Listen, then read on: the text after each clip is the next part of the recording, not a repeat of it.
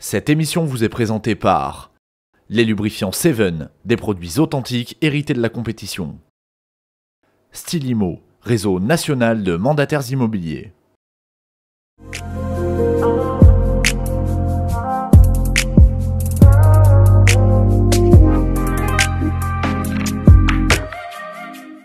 Salut à tous les amis, bienvenue dans ce tout nouveau numéro d'Inside Hill Climb, la seule émission 100% course de côte. Au programme ce soir, on va parler du VHC pour changer un petit peu, parce que c'est vrai qu'on parle beaucoup du moderne et on a décidé d'offrir une vitrine justement à nos amis du VHC. Alors j'ai deux invités à mes côtés, vous les découvrez à l'écran. Honneur aux dames, on va commencer par celle qui est 5 fois championne de France, notamment en VHC et 2 fois également en voiture fermée. Vous l'avez reconnue, il s'agit de Viviane Bonardel. Salut Viviane. Salut Pierre, ça va? Bon, ben ça va. Et toi, comment vas-tu? Bon écoute, pas trop mal, hein. On se prépare à se confiner, mais bon. Eh oui, c'est vrai que malheureusement on pensait ne jamais y retourner, mais effectivement ça va se reproduire. Enfin, au moment où les gens découvriront cette vidéo, on sera déjà en plein dedans, mais au moment où on l'enregistre, effectivement, c'est pas encore tout à fait. C'est pas encore effectif, mais bon. Exactement. Deuxième invité à nos côtés, on l'a vu sur les manches du championnat de France de la montagne VHC cette année au volant de cette magnifique auto. Alors pas celle qui est au mur, hein, mais on reparlera de la voiture qui pilote. Il s'agit de Sébastien Brizard. Salut Sébastien.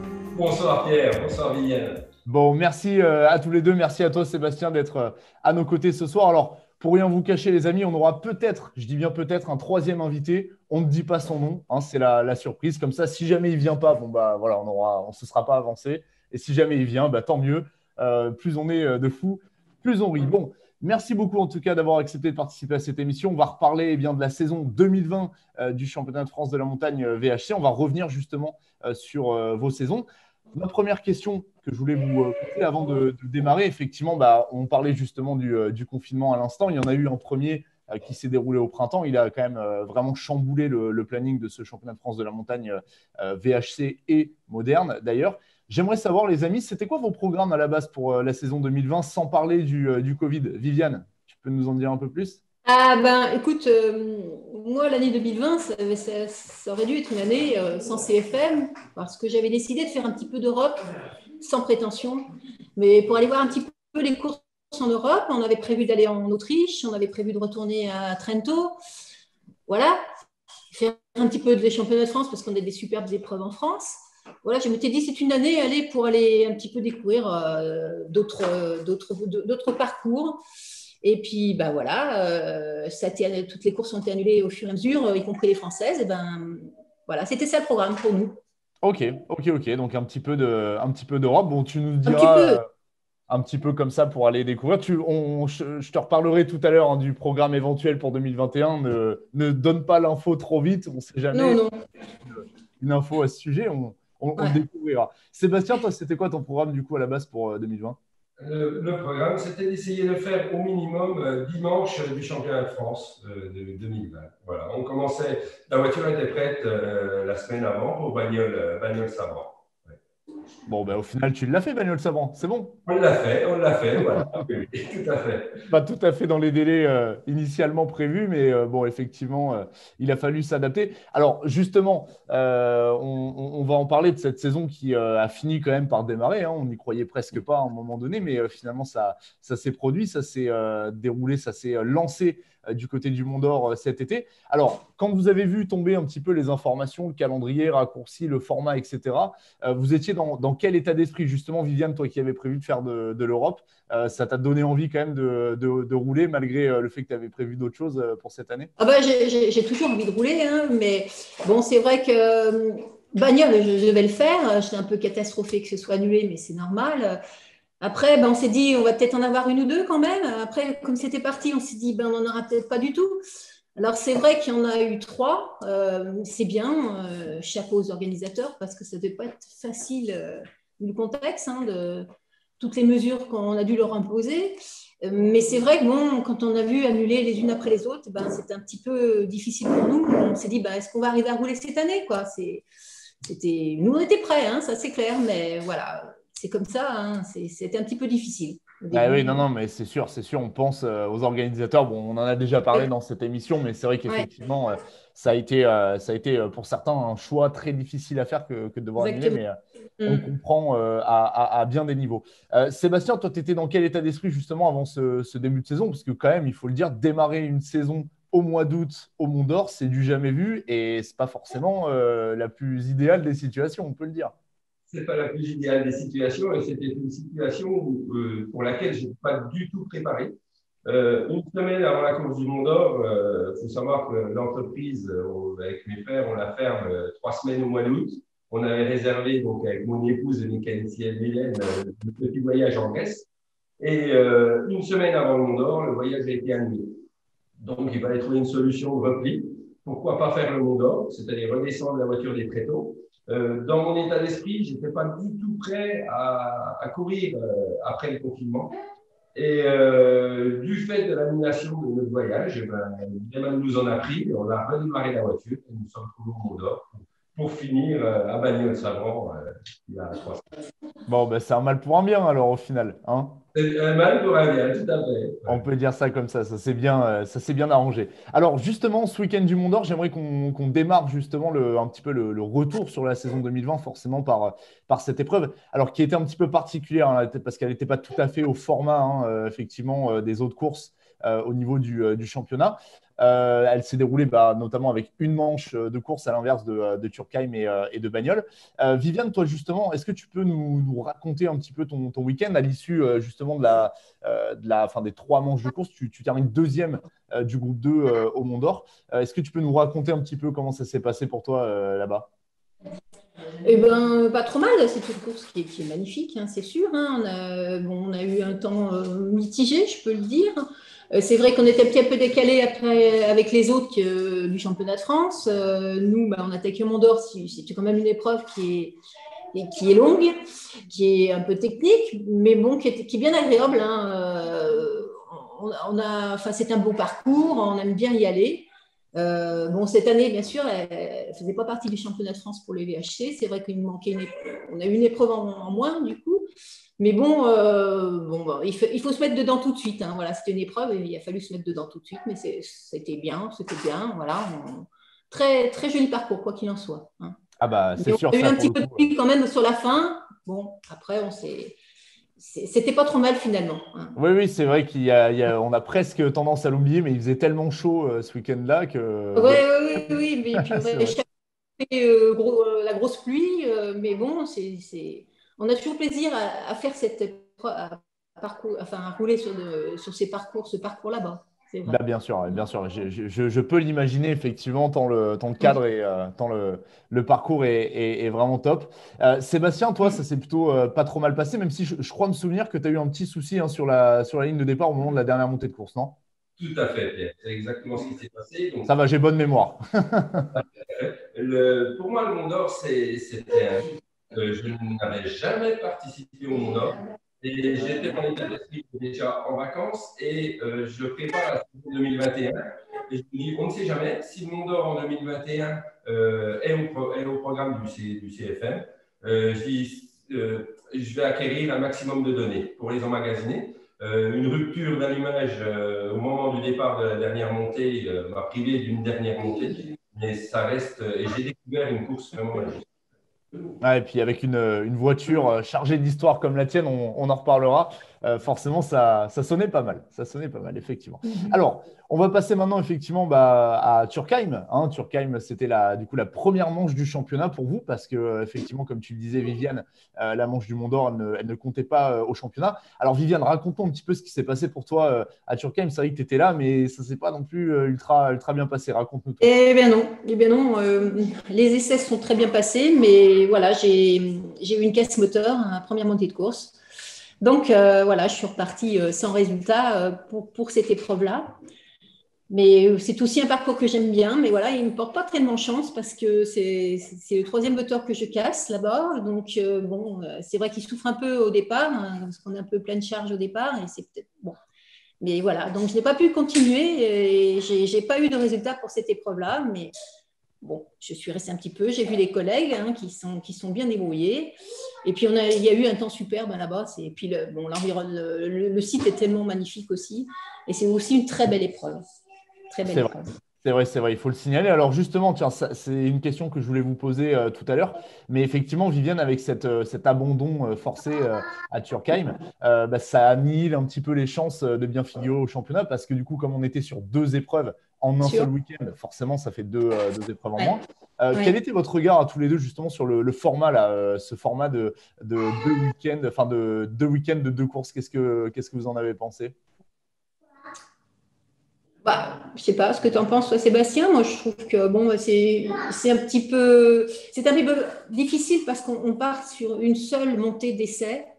Donc, bon, enfin, difficile, il faut être tout de suite dedans, de montée de course. Mais bon, finalement, ça se fait. Hein, ça se fait. Bon, c'est une configuration qu'on ne connaît pas trop, nous, effectivement, parce qu'on souvent on part sur une montée d'essai libre, quelquefois, de montée chronométrée. C'est vrai que ça nous permet un petit peu de s'améliorer. Mais là, bon, je trouve. Après, moi, je me suis assez rapidement habituée à cette configuration. Hein, mais voilà, Ok, c'est particulier. ok. Sébastien, toi, ton avis sur la question? Mon avis, j'étais assez réservé au niveau de la mise en place de deux courses par week-end. Vis-à-vis des organisateurs, faire monter des plateaux modernes, VHC, tout dans la même journée et arriver, on l'a vu à Turkheim, ils ont eu du mal quand même le samedi soir. Par la suite, ça s'est parfaitement bien passé. J'avais une réserve là-dessus. Tout le monde a vraiment a fait un travail du tonnerre pour y arriver. Nous, Ouais. je pense, moi personnellement, en tant que pilote, c'est compliqué de gérer un tel week-end à deux courses. Comme dit Viviane, on n'a pas de joker, on n'a pas droit à aucune erreur. Il y a le problème mécanique, il y a la sortie de route, il y a plein de phénomènes qui peuvent arriver et tu ne peux plus être là le dimanche matin au départ de la deuxième manche. Tu n'as pas le temps de te retourner pour faire la deuxième course. Donc, c'est vrai que dans l'avenir, un championnat est difficile à gérer. S'il fallait faire tout le championnat de France, non plus 12 courses, mais 24 courses, ça serait très, très difficile à gérer. Et ne serait-ce que pour le spectacle, on est obligé le samedi d'être sur la réserve et d'assurer pour être aussi sûr d'être présent dimanche. Eh, bien sûr, Voilà. oui, parce que tu parlais des pannes mécaniques, mais il peut y avoir aussi, bon, on ne le souhaite pas, mais malheureusement une sortie de piste ou un truc comme Bien ça qui sûr. peut aussi Mm. te bloquer complètement, quoi. Mm. Effectivement, Mais effectivement. Bon, ouais, il c'est faut dire que intéressant en tout cas. globalement, enfin, ça s'est bien passé au niveau d'organisation. On avait un petit doute là-dessus. On s'est dit, bon, globalement, ça s'est pas trop mal passé au niveau de l'organisation.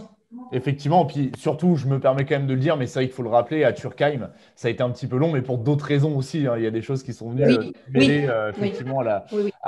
au retard, on va dire, qui n'était pas forcément dû malheureusement à l'équipe de l'Alsace, mais effectivement, malgré tout, ça s'est quand même plutôt très très bien passé. Alors justement, en parlant de Turkheim, Sébastien, toi, bah, tu t'es imposé à Turkheim lors des deux manches. Donc ça a fait de cette victoire cette troisième victoire même de la saison 2020, mais première et deuxième victoire du coup du championnat. Donc ça a démarré de la meilleure des manières pour toi, on peut le dire. C'était fabuleux et je remercierai jamais mon épouse de m'avoir autorisé d'aller au Mont d'Or avant. La même panne à Turkheim, la panne de capteur que j'ai eue au Mont d'Or, me serait arrivée le samedi soir à Turkheim. C'était le dimanche, j'étais pas présent. Et donc, pour moi, la voiture était redevenue fiabilisée. C'est vrai que je suis parti le dimanche soir, c'était magique. Oui, c'est un nuage.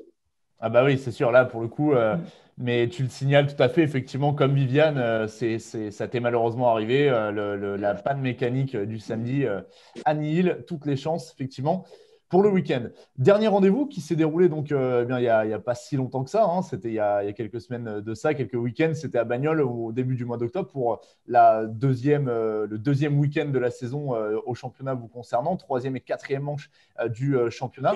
Alors, te concernant, Viviane, toi, tu as été en tête au niveau des essais, notamment le samedi, donc ça se passait plutôt pas mal. Derrière, tu as plutôt vécu un bon week-end. Je crois que tu as manqué une montée de course de mémoire, hein, il me semble, le samedi, si je dis pas de bêtises, c'est ça? Alors, oui, en fait, le samedi et le dimanche, on va dire, parce Ouais, que t'es pas sûr. enfin, la montée d'essai s'est très bien passée.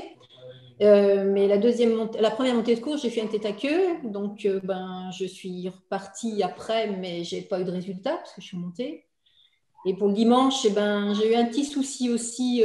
J'ai cassé le câble d'embrayage sur la ligne de départ, enfin, pas d'embrayage, d'accélérateur dans la pré-grille, en fait, enfin, sur la file de départ. Et donc, je suis montée après enfin, sur la dépanneuse, enfin, avec la dépanneuse, et on est réparé. Et j'ai eu qu'une montée de course aussi. Donc voilà, donc c'était un peu compliqué aussi à Bagnoles. Mais voilà, c'est comme ça. C'est une année un petit peu particulière. Ah bah oui, oui, c'est ça. Non, mais maintenant qu'on est en train d'en parler, effectivement, je me souviens du tête à queue dont il a été victime le samedi. Je me souvenais plus exactement de la cause, mais oui, effectivement, bon, bah, pour toi, malheureusement, ce sera une saison un peu Voilà. Ouais, un peu particulière. Ça fait partie de la course, c'est comme ça. C'est ça, on est d'accord, voilà. effectivement. Et effectivement, quand on a plusieurs épreuves, ben, on peut se rattraper sur une autre épreuve, mais là, c'était condensé sur 2 épreuves, ben, il ne fallait pas en louper. Ben, c'est ça. Et puis ça servira de séance d'essai pour 2021. On va en parler dans quelques instants justement de 2021. Sébastien, pour toi, à Bagnoles, alors tu as inauguré, en fait, je dirais pas malgré toi, mais sans vraiment le vouloir, tu as inauguré un petit peu l'arrivée de nouvelles autos, notamment dans le groupe 8-9. Donc tu avais un peu plus de concurrence, notamment à Bagnoles.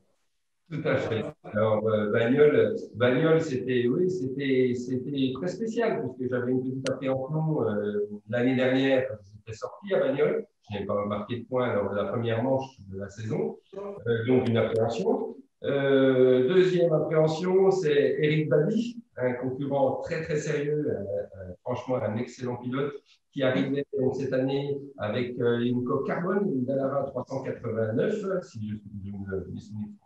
Donc, c'était la première fois qu'une coque carbone arrivait en VHC.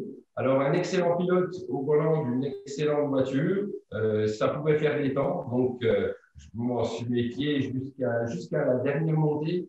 Ça m'a permis un petit peu de me transcender. Au passage, la première montée d'essai chrono le samedi, où je réalise la proposition, Eric, lui, fait un tête à queue. Donc, il se retrouve avec un temps, mais loin, loin, loin derrière. Et au passage, Viviane, je te félicite quand même pour ta montée d'essai chrono sous la pluie. Ah, c'est gentil, merci. Viviane a réalisé le 3e temps scratch. Derrière Martini, derrière Jean-Marie Almeras, qui est quand même une sacrée référence. Et après, tout le monde était derrière Viviane. Et franchement, je ne m'en suis pas rendu compte sur le coup, puisqu'on n'a pas les classements scratch qui sont affichés. Et donc, je n'ai pas vu Viviane arriver un temps canon comme ça sous la pluie. Donc, encore merci. Mais je suis à l'aise un peu sur la pluie. Donc je ne suis pas trop mal sur la pluie. Mais là, je te remercie. C'est vrai que j'avais oublié aussi effectivement qu'au niveau du scratch, mais comme tu le dis, Sébastien, on n'a pas souvent le classement scratch qui est affiché, parce que ça ne se calcule pas forcément de cette manière-là. Mais c'est vrai qu'effectivement, Viviane, je te félicite également, voilà, pour cette belle performance. Donc voilà, cette saison 2020 terminée, hein, on va dire, parce que du coup, elle s'est terminée un petit peu rapidement, on va dire. Donc Viviane, on l'a vu, ta saison, malheureusement, elle a été un petit peu plus compliquée. Toi, Sébastien, tu remportes du coup le challenge 8-9 au niveau du championnat de France de la montagne. Quel est le bilan que vous allez tirer justement de cette saison 2020 je vous laisse me dire. Vas-y, Sébastien. Le bilan très positif, très court, mais très positif. Pour ma part, c'était systématiquement, mis à part ma panne du Mont d'Or, c'était des étés parfaits, une super auto, une désorganisation avec des timings. Il faut savoir que Bagnoles-Sabran, les jours étaient raccourcis par rapport à Turckheim encore d'au moins 1 heure. Un timing respecté, franchement extraordinaire. Donc, j'en profite encore pour remercier tous les bénévoles et tous les organisateurs pour le travail accompli. Et puis une longue vie aussi. Ok. Viviane, toi, ton bilan sur… Écoute, c'est vrai que pour moi, ça n'a pas été une super année, mais en même temps, effectivement, je suis comme Sébastien, je félicite les organisateurs. Hein, dans l'ensemble, enfin, moi, j'ai trouvé qu'effectivement, tout s'est bien passé. Bagnoles, effectivement, l'organisation au top. Hein, le Mont d'Or aussi, Turckheim aussi. Voilà, j'espère que l'année prochaine, on en aura un petit peu plus. c'est ce qu'on souhaite. Et puis, Sébastien, je te félicite aussi parce que de course en course, tu t'améliores encore, tu fais des sacrés temps, il faut reconnaître. Donc, mais... Désolé. En fait, à des personnes qui venaient de PHP, qui s'appelaient Emmanuel Starini et puis Thomas Bonnard, qui eux sont des références. Et si tu veux, chacun, je l'aborde avec leurs mêmes plans et de façon à aller les chercher. Voilà, je me bats contre leur chrono. C'est le bel esprit en tout cas. C'est vraiment le bel esprit du VH et de la compétition. Alors, juste avant de parler de 2021, je voulais vous poser une petite question parce qu'il y a certainement plein de gens qui nous écoutent, qui nous regardent, qui ne connaissent pas forcément vos autos. Sébastien, tu peux nous présenter un petit peu ta voiture? Alors, pas celle qui est au mur, je l'ai déjà dit, quoique tu peux nous en parler aussi, mais parle-moi un petit peu de ta voiture, d'où elle vient, quel est son historique et qu'est-ce que ça vaut en termes de perf notamment? Alors, en termes de performance, déjà, c'est une Martini MK25. Martini a fabriqué cette voiture-là en 1978. Elle a été vendue au team Mieuxet, un team lyonnais, qui a fait courir Marc Soult. Donc là, elle est dans sa configuration 1978. C'est pour ça, Harris Wilson, c'est les publicités d'époque, les peintures d'époque, on va dire. Voilà. Et elle est propulsée par un moteur BMW M12.7 d'environ 300 chevaux. J'évolue donc en formule libre. Cette voiture-là donc, a évolué aussi tout au cours de sa carrière. Elle a été pilotée en 1979 par Guy Fréquelin. Donc là, elle était aux couleurs Christine Nord. Pour des raisons d'homologation, où il fallait changer l'arceau, les barres, une partie du train arrière, j'ai préféré la remettre en configuration 1978, c'était beaucoup plus facile pour moi. Et par la suite, le team Mieuxet a vendu au team Carburol qui faisait courir entre autres Xiveras et Marcel Tarès.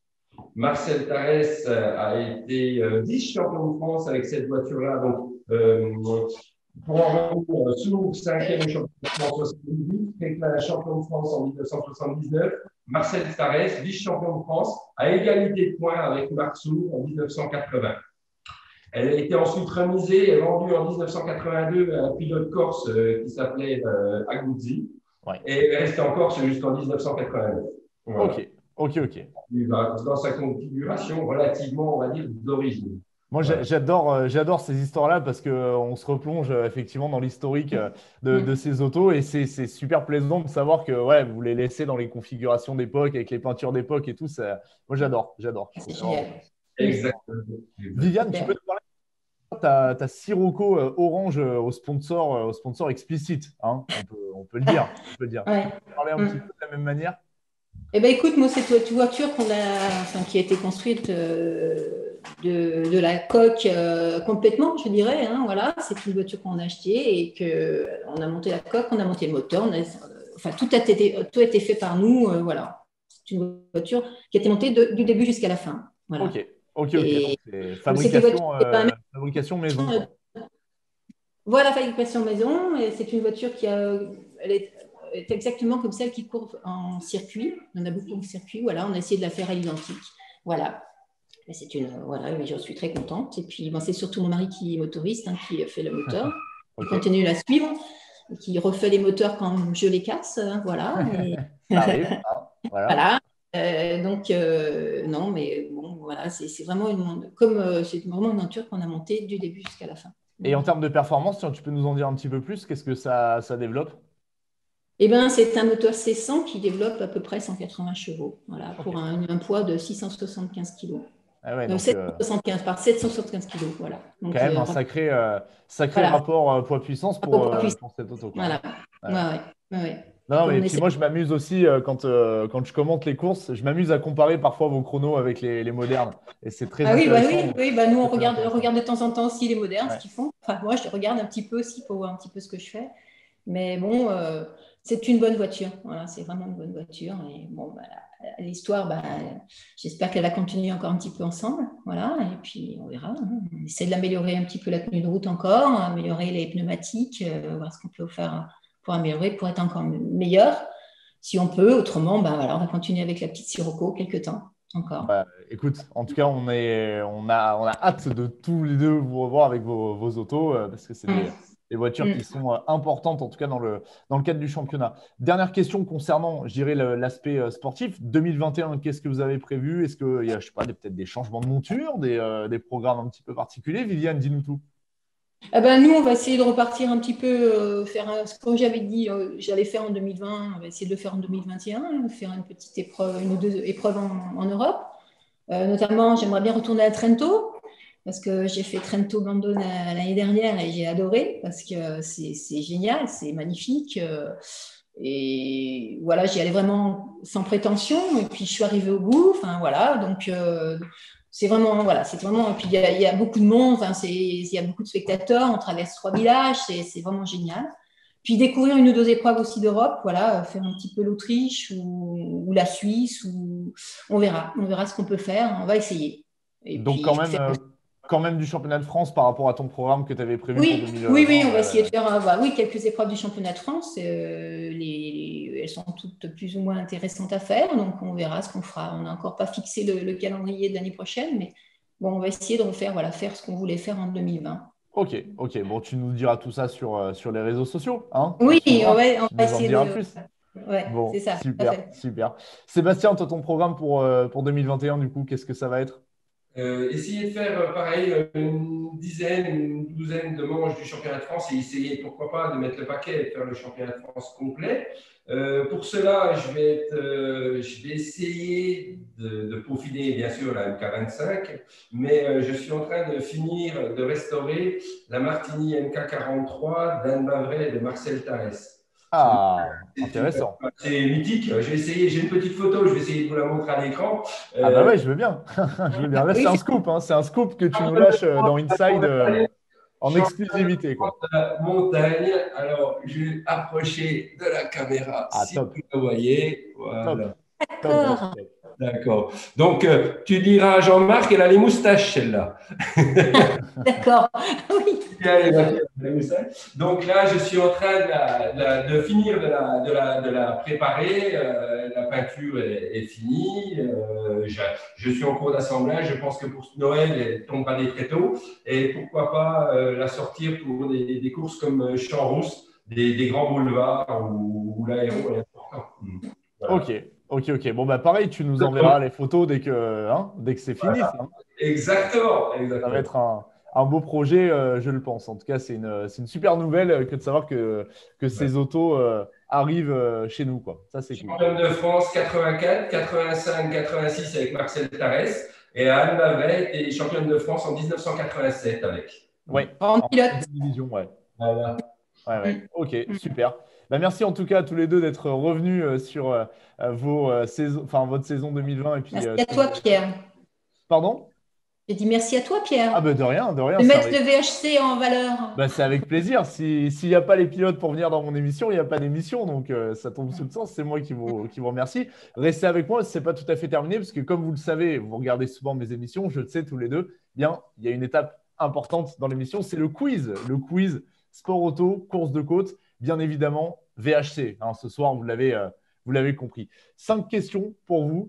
Alors, on va voir qui de Viviane ou de Sébastien fera le scratch au quiz. Est-ce que vous êtes prêts? Prêt. Allez, c'est parti. Je vais vous poser une question, cette première question. Alors, Sébastien, tu n'as pas le droit de te citer, je le précise. J'aimerais que l'un d'entre vous me cite au moins 3 vainqueurs de Challenge CFM de cette saison. Sans compter Sébastien, bien évidemment, c'est trop facile. Trop facile. Ah bah, Jolie. Oui, Pierre Jolie. exactement. Tu en as un, Viviane. Pierre Joly, vainqueur du Challenge groupe 2. Allez, au moins 2 autres. Jean-Marie Almeras, groupe 5. Voilà, Jean-Marie Almeras, groupe 5. Un dernier, peut-être? Comment? Un dernier pour faire la liste de 3. Pascal. Ouais, Ouais. exactement. Pascal Ferretti Pascal Ferretti. dans le groupe 6-7, effectivement. Groupe Bah, 6-7. voilà. Vous en avez 3. Voilà, vous en avez 3, facile. Mais il faut suivre, hein. Des fois, dans les modernes, vous savez, les pilotes, ils ne regardent pas trop ce qui se passe, mais c'est bien. Ah, si, mais on a vu, nous. Vous avez l'œil partout, c'est bien, c'est la grande famille du VHC. Alors justement, deuxième question, alors celle-là, elle est facile aussi. Je vais vous demander de me donner l'année de création du championnat de France de la montagne VHC. 2014. 2014. Ouais, 2014, exactement, bonne réponse. Allez, je vais vous l'accorder à tous les deux, je suis sympa. On l'a dit en même temps. Voilà, vous l'avez dit. C'est parce que ça buguait en fait chez Viviane. Oui, il y a eu un petit délai, mais c'était en même temps.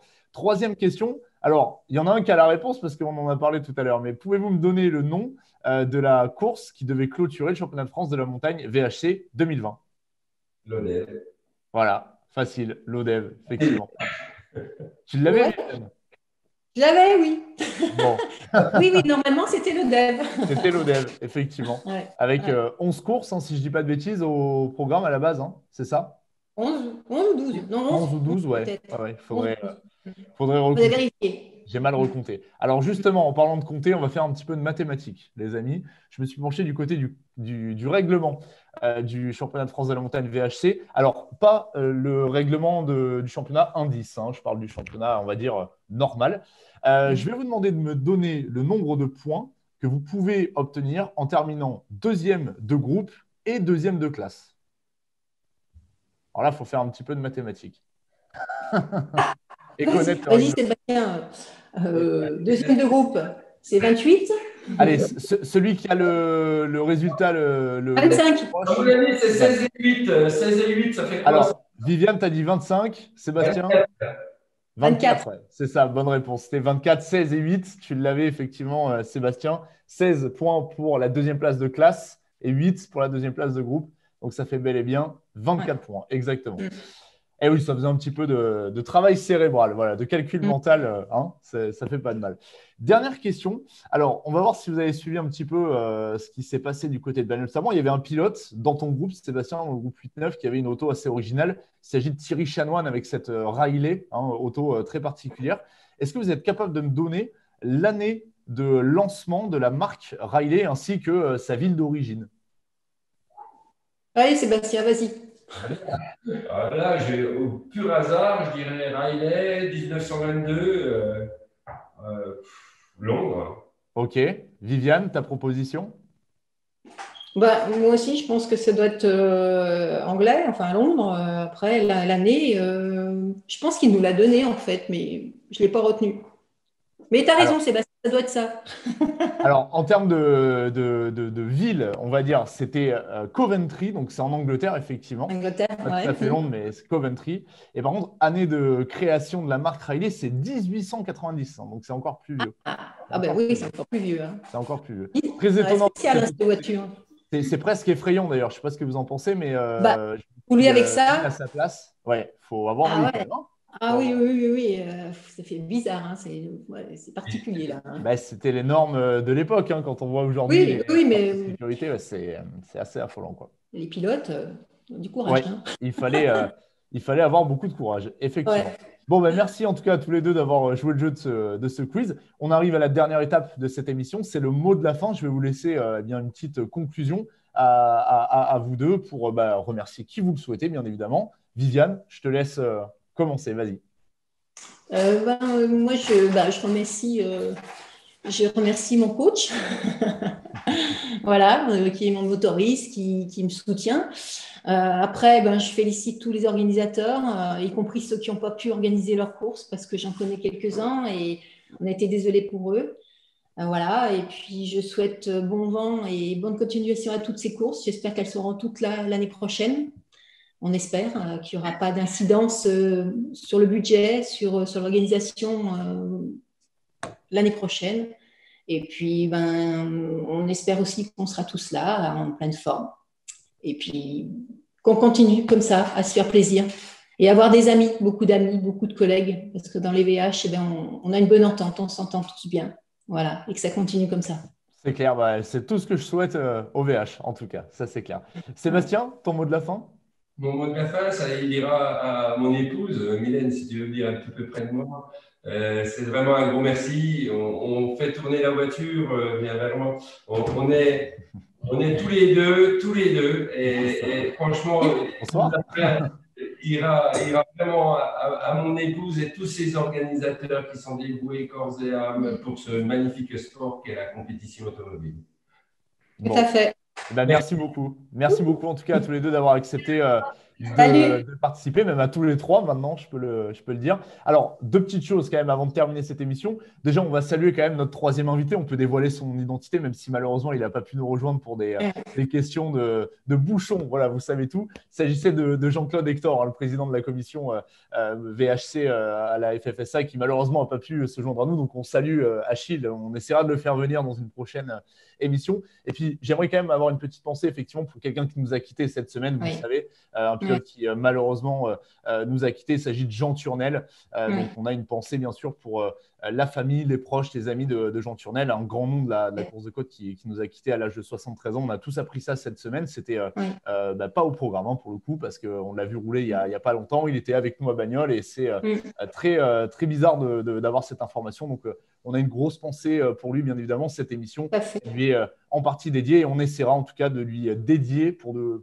coup réellement une émission prochainement. Donc, restez connectés. Je vous promets de vous préparer ça. En tout cas, merci à tous les deux d'avoir accepté de participer à cette émission. C'était un plaisir que de vous avoir, que de parler du VH. L'émission, elle est terminée, mais restez connectés, les amis. Alors, d'autant plus avec ce qui se passe en ce moment dans l'actualité, on vous propose dans les prochains jours, dans les prochaines semaines, de toutes nouvelles émissions.